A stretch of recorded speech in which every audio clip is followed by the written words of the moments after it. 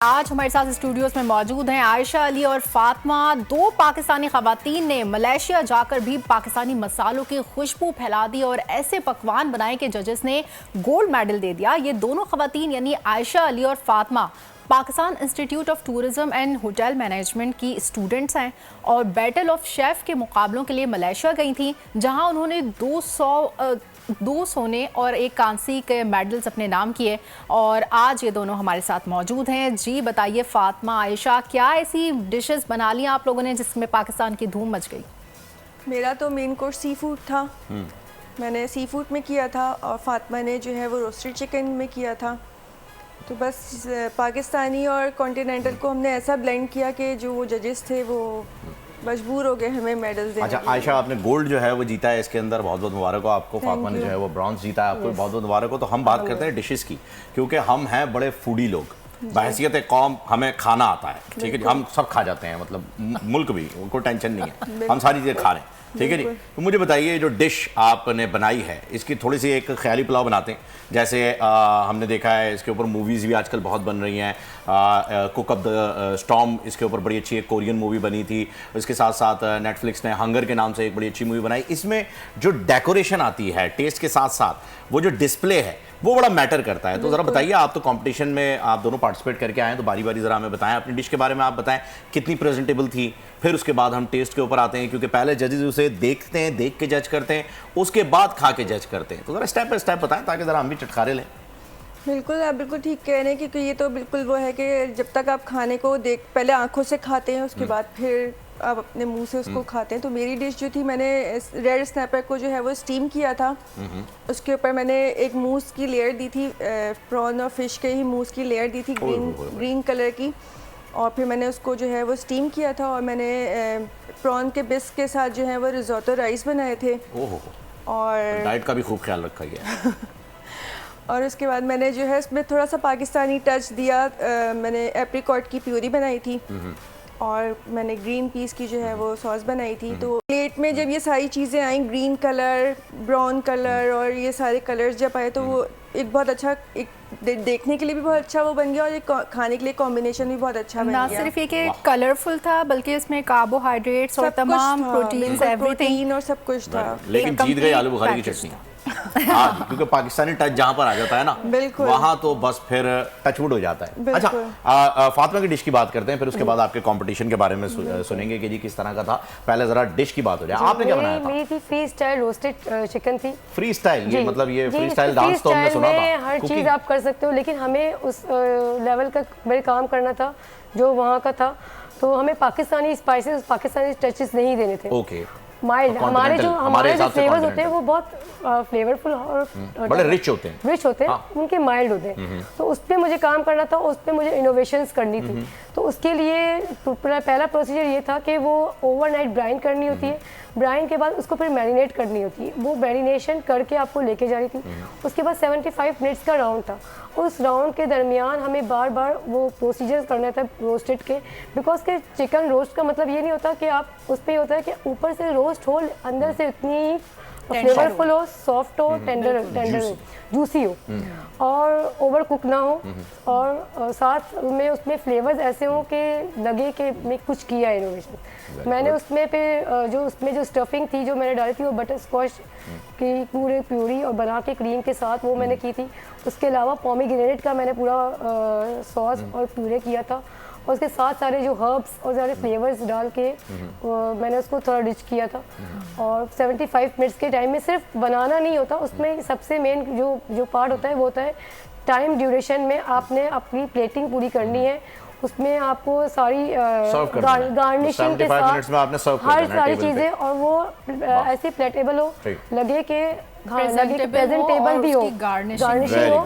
लेकिन आप हर कोई शेफ बन सकता है, लेकिन उसके लिए आपको टाइम मीन होना जरूरी। भाई हर कोई शेफ नहीं बन सकता, इससे मैं इख्तिलाफ करूंगा। हर कोई जो है वो बावर्ची बन सकता है, शेफ बनना बड़ा मुश्किल काम है, ये बात तो फैक्ट है। जैसे आपके काम करना होता है, हर कोई पूरा सर्व नहीं कर सकता, ना ही आपका स्ट्रेस लेवल एक अलग होता है, क्योंकि नॉर्मली टाइम ड्यूरेशन करने को अलग बात है, वहाँ पे सिर्फ काम करना नहीं होता। मैंने मास्टर शेफ ऑस्ट्रेलिया के करीब कोई 4 या 5 सीजन देखे। मुझे अच्छा खाना देखने का और खाने का बड़ा शौक है, तो मैं तो बहुत फॉलो करता हूँ इन्हें। और मैंने देखा है कि रामसे वगैरह जिस तरीके से भी आपको बताते हैं, गाइड करते हैं, वो सब यही होता है, टाइम मैनेजमेंट का ही होता है। तो आप मुझे बताइए आयशा कि क्या हम इस लेवल पे पहुंच चुके हैं कि हम भी मास्टर शेफ जो है वो एक या तो फ्रेंचाइज ले लें उनकी, या फिर उसमें पार्टिसिपेट करने तक पहुंच चुके हैं? आपको क्या लगता है?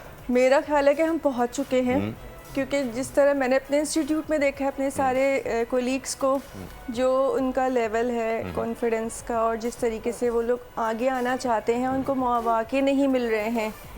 हम लोग भी चारों अपने ओन पे गए, हमने प्लान किया कि नहीं हमें जाना है, हमें किसी ने भी सपोर्ट नहीं किया। आपके इंस्टीट्यूट ने? हमारे इंस्टीट्यूट ने भी हमें बस सिर्फ प्रैक्टिस की हद तक सपोर्ट किया, बाकी सारा कुछ हमने अपने ओन बोर्डिंग लॉजिंग वगैरह सब आपका अपना था? सब हमने अपना सब कुछ किया। स्पॉन्सर भी आप लोगों को नहीं मिला? नहीं, हमें कोई स्पॉन्सर भी नहीं मिला। हमने जो है सारा कुछ अपने ओन पे किया। मेरे हस्बैंड ने बहुत ज़्यादा सपोर्ट किया अल्हम्दुलिल्लाह। तो होना चाहिए, क्योंकि बहुत सारे लोग ऐसे हैं जो वेटिंग पर हैं, वेट एंड सी पर हैं कि कोई हमें अपॉर्चुनिटी दे और हम उसको अवेल करें।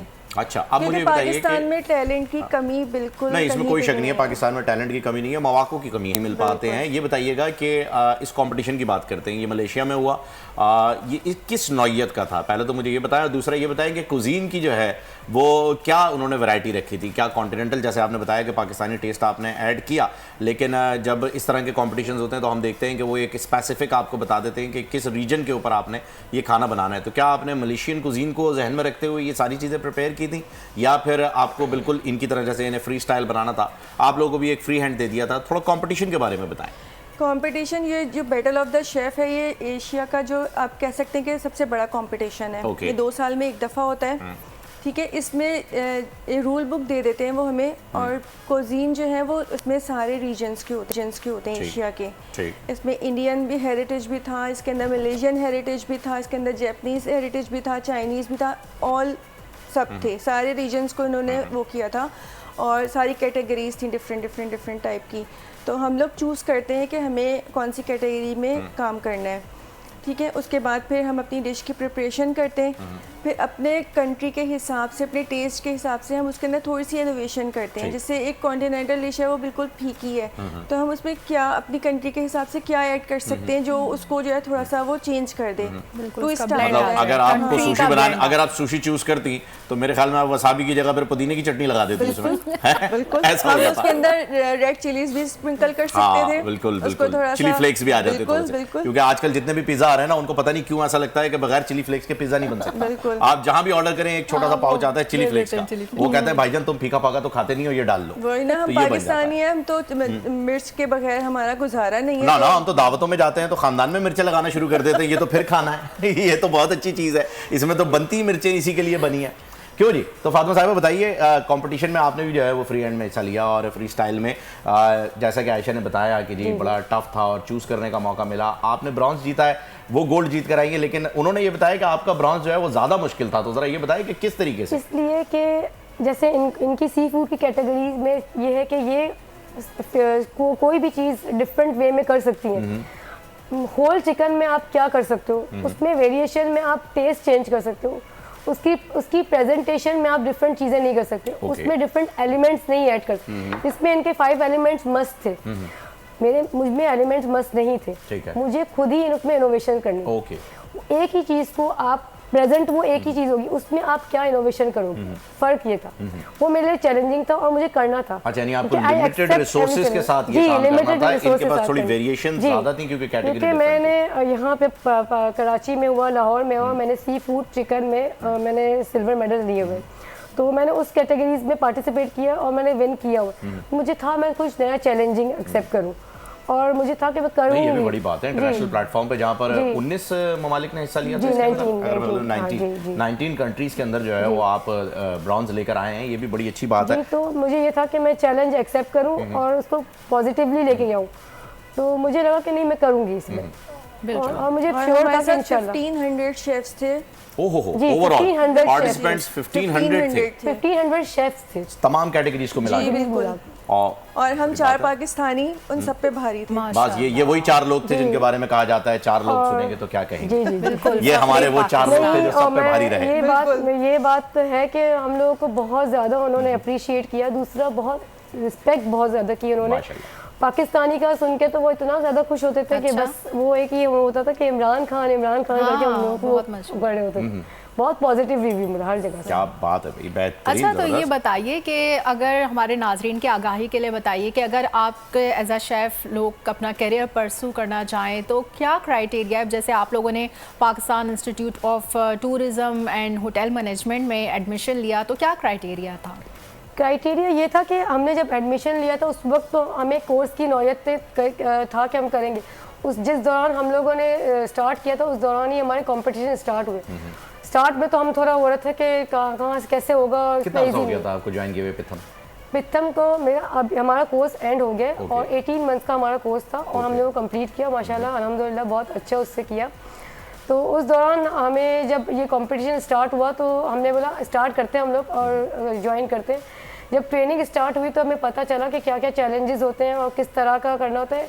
फिर हम लोगों ने उसको बहुत पॉजिटिव लिया और हमने ट्रेनिंग में बहुत सीखा, बहुत कुछ हमें नया न्यू इनोवेशंस मिली जो हम लोगों को नॉर्मली कुकिंग और उसमें नहीं मिलती। जिस तरह जो हम लोगों को वहाँ स्पेस मिला, जिस तरह हमें ट्रेनर्स मिले, बहुत ही पॉजिटिव। अच्छा, तो आप लोगों को कितने खानों पर कमांड दी जाती है? कितना खाने सिखाए जाते हैं पाकिस्तानी और कॉन्टिनेंटल? सारे किस्म के हमें पाकिस्तानी भी सिखाया जाता है, कॉन्टिनेंटल भी सिखाया जाता है, चाइनीज़ भी सिखाया जाता है और इंटरनेशनल फूड की जो है वो कैटेगरीज भी हमें वहाँ पे सिखाई जाती हैं। इसके अलावा बेकरी का पूरा एक अलग हमारी बेकरी है। अच्छा। और हमें हमारा एक रेस्टोरेंट है वहाँ पे, तो वहाँ पे हमें होटल से रेस्टोरेंट से रिलेटेड जितना भी कुछ है वो भी हमें सब सिखाया जाता है हमारे इंस्टीट्यूट में। अच्छा, आपने बताया था कि आपने मेन कोर्स सर्व किया था, तो मेन कोर्स के अलावा फिर कोई स्टार्टर या साइड में क्या था इसके अलावा? नहीं, वो एक प्लेट होती है जो मेरी कैटेगरी थी 5 मिनट्स की टाइम पीरियड में बनाते हैं और वो सिर्फ एक मेन कोर्स ही आपको सर्व करना होता है।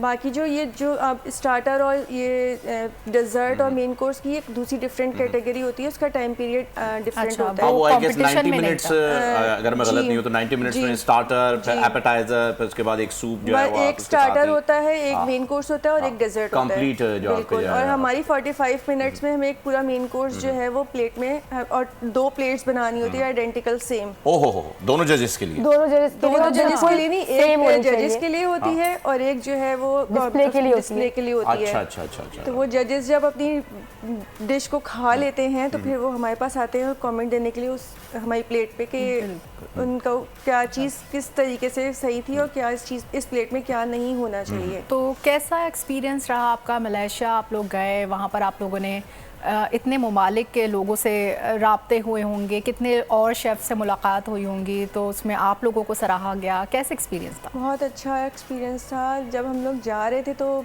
बहुत ज़्यादा वो था कि पता नहीं कैसे करेंगे, कैसे होगा।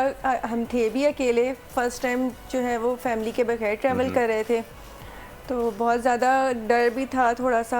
लेकिन जब हम वहाँ गए अपने एरिना में, फर्स्ट डे हमारा कंपटीशन का जो था, हम लोग वहाँ गए और जब हमने देखा सारा माहौल और जिस तरीके से वो पाकिस्तानी स्टूडेंट्स को उन्होंने सपोर्ट किया, ये देखते हुए कि हम सिर्फ 4 हैं, और बस फिर हमारा कॉन्फिडेंस लेवल उसी दिन जो है वो बिल्ड हो गया। बेहतरीन, ज़बरदस्त। मैं तो पाकिस्तानी तमाम सासों से गुजारिश करना चाहूँगा कि गोल रोटी से बाहर निकलें, ये पूछना छोड़ दें कि भाई बहू को गोल रोटी बनाने आती है या नहीं आती है। अब तो बेहतरीन किस्म की जो है वो कुजीन्स यहाँ पर बन रहे हैं, तो आप थोड़ा सा जो है वो ये पूछना शुरू कर दें कि मेन कोर्स में क्या? हाँ जी हाँ, अब बल्कि मतलब आप पूछे भी ना, आप तो डायरेक्ट जो है वो आप लोग खाने पे ही पहुंचे और देख लें कि बहू ने क्या बनाया, और अगर कुछ नहीं बनाया बहू ने तो शौहर को भी सिखाएं बनाने का। जी हाँ, मर्द भी जो है वो खाना बनाते हैं, और अगर आप रेस्टोरेंट में जाएं तो आपको पता चलेगा ज्यादातर जो है वो मेल शेफ्स होते हैं। सब्सक्राइब करें और बेल दबाएं ताकि कोई खबर रह न जाए।